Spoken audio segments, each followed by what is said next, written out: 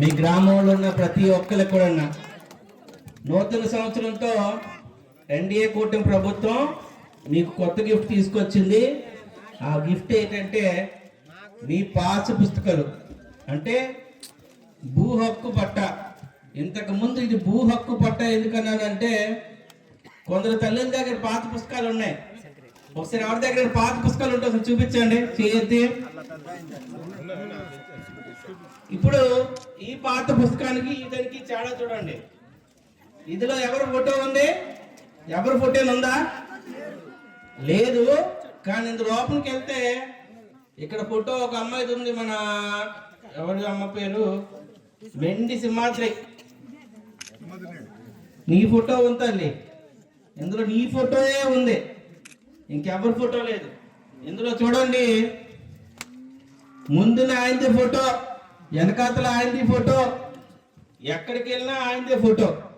మీ సొంత పొలం మీద మీ తండ్రి సంపాదించింది, మీ ఆయన సంపాదించింది, మీ నాన్న సంపాదించిన పొలం మీద నీ ఫోటో ఉండకుండా వేరే వాళ్ళ ఫోటో ఎవరైనా పెట్టుకుంటారా? ఆలోచించండి. అంటే ఇంతకు ముందు మీ ఆస్తి కూడా ఆయన ఆస్తిని లాక్కున్నాడు, మీ పొలం కూడా ఆయన పొలం అనుకున్నాడు. నచ్చితే అమ్మేద్దాం అనుకున్నాడు, కుదిరితే తలగా పెట్టేద్దాం అనుకున్నాడు. అలాంటి దౌర్భాగ్యమైన ఒక పాలన నుంచి మన నియోజకవర్గం, అలాగే ఆంధ్రప్రదేశ్ రాష్ట్రం మొత్తం తెలుగు ప్రజలందరూ కూటమి ప్రభుత్వాన్ని ఎన్నుకోవడం జరిగింది. తిరిగి చంద్రబాబు నాయుడు గారు తెచ్చుకుంటేనే మళ్ళీ బతికి బట్టగలం, రాష్ట్రం బాగుంటుంది, రాష్ట్రంలో రైతు బాగుంటాడు, రైతు వ్యవసాయం చేసుకోగలుగుతాడు అనే ఒక్క ఉద్దేశంతో రాష్ట్రం మొత్తం కూడా ఒకే మాట, తిరిగి చంద్రబాబు గారిని తెచ్చుకోవాలని. అయితే బాబు గారు రావడం జరిగింది. మీ అందరి దయ వలన కరెక్ట్గా 18 నెలలు అయింది. 18 నెలల్లో రాష్ట్రంలో ఎన్నో అభివృద్ధి పనులు, రైతులకి అన్నదాత సుఖీభావాని. మన ఎన్ని డబ్బులు వచ్చాయి? మా 2 విడతల్లో 7,000, మళ్ళీ 7,000 వచ్చాయి. ఈ నెలాఖరికి ఇంకొక 6,000 ఇస్తాం. ఇచ్చిన మాట ప్రకారం 20,000 ఇచ్చిన ఘనత చంద్రబాబు నాయుడు. అది వచ్చేదో అదో కూడా తెలియదు, చాలా మంది పడేది కూడా కాదు. కానీ ఇచ్చిన మాట ప్రకారం 20,000 ఇచ్చిన ఘనత చంద్రబాబు గారిది. మన పిల్లలందరూ స్కూల్కి వెళ్తున్నారా? ఎంతమంది పిల్లలు ఉన్నాయి ఇక్కడ? 3 ఉన్న పిల్లలు ఎవరైనా తల్లి ఉంటే చేయొద్దండి, 4 ఉన్న తల్లిలో ఎవరైనా చేయొద్దండి. ఇంతకు ముందు ప్రభుత్వంలో పిల్లలు చదువుకుంటే ఒక్కడికే ఇచ్చేవారు. ఇప్పుడు మనం ఇచ్చిన మాట ప్రకారం ఎంతమంది పిల్లలు ఉంటే అంతమందికి 15,000 ఇస్తామన్నాం. ఇచ్చిన మాట ప్రకారం చంద్రబాబు నాయుడు గారు అందరికి కూడా అకౌంట్ లో డబ్బులు వేసారా లేదా? అది చంద్రబాబు నాయుడు గారు అంటే. ఇంతకు ముందు మీ పిల్లలకి ఏముండేవి కూడా కాదు, ఇప్పుడు మంచి భోజనం పెడుతున్నాం. స్కూల్లో పిల్లలందరికీ మంచి భోజనం పెడుతున్నాం, వాళ్ళకి యూనిఫామ్ ఇస్తున్నాం, బ్యాగ్ ఇచ్చాం, పుస్తకాలు ఇచ్చాం, షూ ఇచ్చాం, మంచి చదువు చెప్తున్నాం, స్కూల్ అభివృద్ధి చేస్తున్నాం. స్కూల్లో ఎన్ని క్లాసులు ఉంటే అంతమంది టీచర్లు పెట్టాం. అంటే మీ పిల్లల చదువు బాధ్యత మాదే, మీ యొక్క ఆస్తిని రక్షించే బాధ్యత ప్రభుత్వందే, చదువుకున్న పిల్లలకి ఉద్యోగ అవకాశాలు ఇచ్చే బాధ్యత కూడా మన ప్రభుత్వందే. అంటే మీతో నిరంతరం మేము ఉంటున్నాం. కొన్నిసార్లు మీ నీడైనా మీతో ఉండదేమో కానీ చంద్రబాబు గారి సంక్షేమం మీతోనే ఉంటుందన్న విషయాన్ని మీకు గుర్తు చేయాల్సిన అవసరం ఉంటుంది. ఇందాకలా మీ యువ నాయకుడు ఈ గ్రామ పంచాయతీ సర్పంచ్ గారు ఏమేమి చేస్తారో చెప్పారు. మీ సర్పంచ్కి ఒక మాట తెలియదు. మీ సర్పంచ్ గారికి ఒక అలవాటు ఉంది, ఏంటంటే నాకు ఏమి చేయొద్దండి, మా ఊరు చేసేసేయండి, మా ఊరు అభివృద్ధి చెందట్లేదు, మా ఊరికి నిరంతరం ఏదైనా చేసేసేయండి, చిన్నూరు అని చెప్పి వదిలేకండి అని.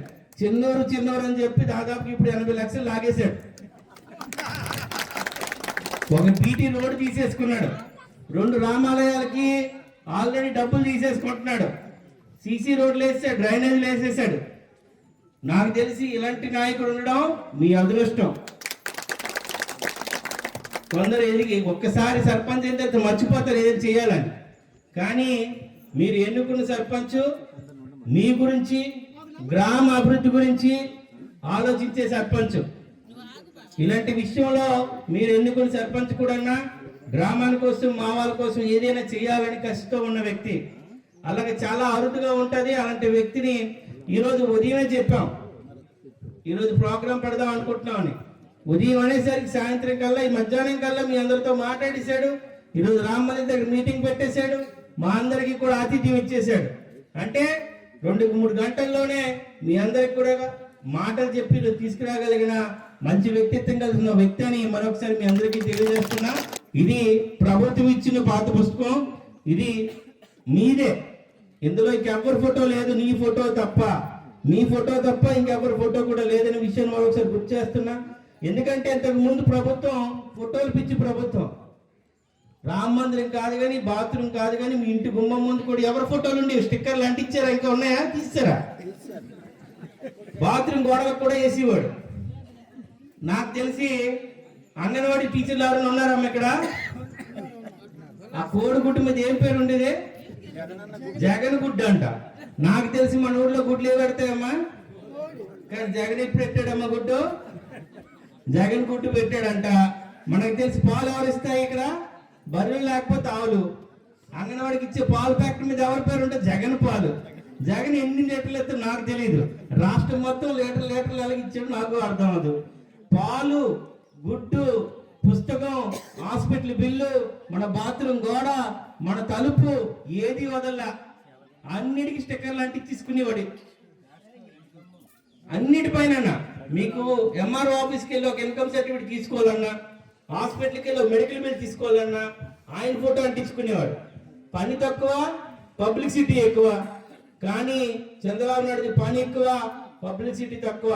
ప్రజలకు ఏదైనా చేయాలి, ఈ ప్రజలను ఎలాగైనా ఉంచాలన్న గొప్ప ఉద్దేశంతోనే కూటమి ప్రభుత్వం నిరంతరం పనిచేస్తుంది.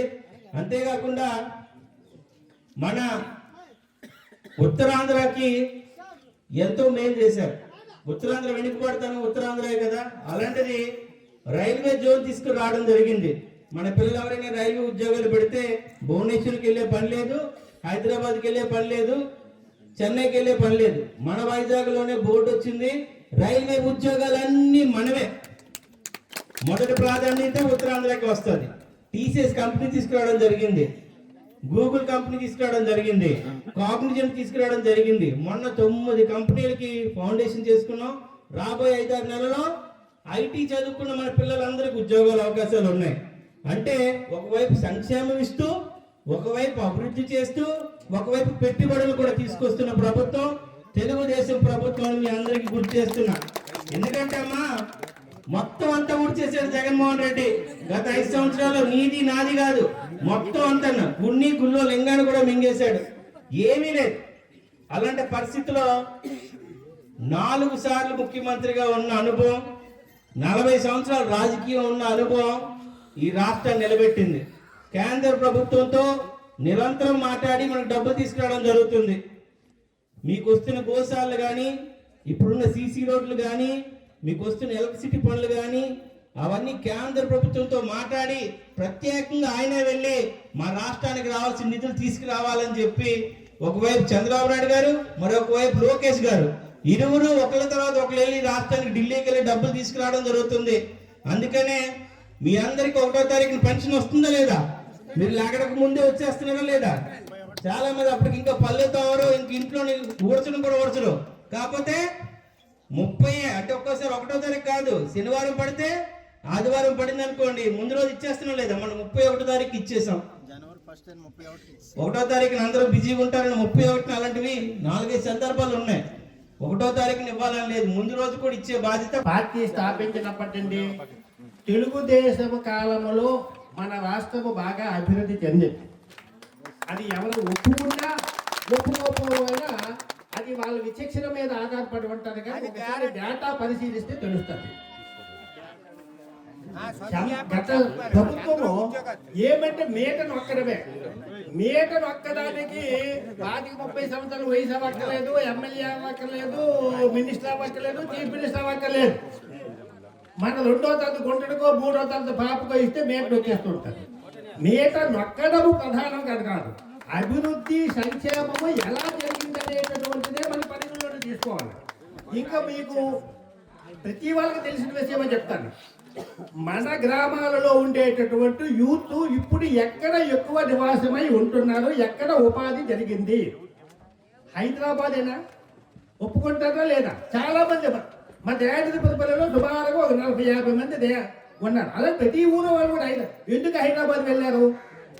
తెలుగుదేశము ప్రభుత్వములో మాత్రమే హైదరాబాదు బ్రహ్మాండంగా అభివృద్ధి, అక్కడ అన్ని సంస్థలు ఏర్పడ్డాయి కాబట్టి అక్కడ ఉపాధికి వెళ్తారు. గతసారే చంద్రబాబు నాయుడు వస్తే మనం హైదరాబాదో, చెన్నైయో, బెంగళూరో ఎక్కడికి వెళ్ళవలసిన అవసరం లేకపోయింది. ఎందుకంటే గ్యారెంటీకి అభివృద్ధి చెంది ఉండేది. తొప్పులు డొంకలు బలిసి ఎప్పుడు డబ్బు డబ్బు డబ్బు డబ్బు డబ్బు డబ్బు డబ్బు డబ్బు డబ్బే. మరి ఏమిటి డబ్బు చేస్తారో నాకు తెలియదు కానీ అన్ని లక్షల కోట్లు సంపాదించినటువంటి చీఫ్ మినిస్టర్ భారతదేశం మొత్తం మీద లేదు. డబ్బు తప్ప ఇంక మరొకట్లేదు. ఈ మధ్యన పేపర్లో కానీ జరుగుతుంటే 1,000 లక్షల కోట్లు సంపాదించారు సారా మీద. 10 రూపాయలు సారాకి 100 రూపాయలు 1000 రూపాయలు ఇది చేసి ఆఖరికి సారా తాగినటువంటి వాళ్ళ ఆరోగ్యాలను కూడా చెడగొట్టి పారేసాడు. సారాని ఎత్తిస్తామని చెప్పి ఇలాగే చెప్పుకుంటే ఎన్నో ఉన్నాయి. అయితే అన్ని ఒకటి, మన దేశము బాగుపడాలంటే నరేంద్ర మోదీకి ఆ శ్రీమన్నారాయణుడు కొద్దిగా ఎక్కువ ఆరోగ్యం కల్పిస్తే దేశం అభివృద్ధి చెందుతుంది. పార్టీలతో సంబంధం లేదు.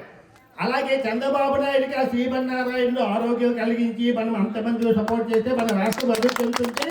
మనం ఎవరము కూడా ఎవరి దగ్గర చేయించుకోవాల్సినటువంటి అవసరం ఉండదు. మన పిల్లలకి లేదా మన తరాలు మన మనవలకి వాళ్ళంతమందికి కూడా మన రాష్ట్రంలోనే ఉద్యోగ అవకాశాలు అనేవి కలుగుతాయి. అంటే మన ఎమ్మెల్యే గారు కూడా వాళ్ళ బాటలోనే బ్రహ్మాండంగా మన నియోజకవర్గ అభివృద్ధి గురించి బాగా కృషి చేస్తున్నారు. ఎక్కువగా అతను రైతు పక్షపాతి కాబట్టి అతను అంతమంది కూడా మన అంతమంది కూడా ఆయన ప్రత్యేక ధన్యవాదాలు అతని అభివృద్ధి గురించి తెలియజేసుకుంటున్నారు. Local to global news at your finger tips. మీ చేతిలో ఒక ఆయుధం. Download raw TV app. Media legend Ravi Prakash is back.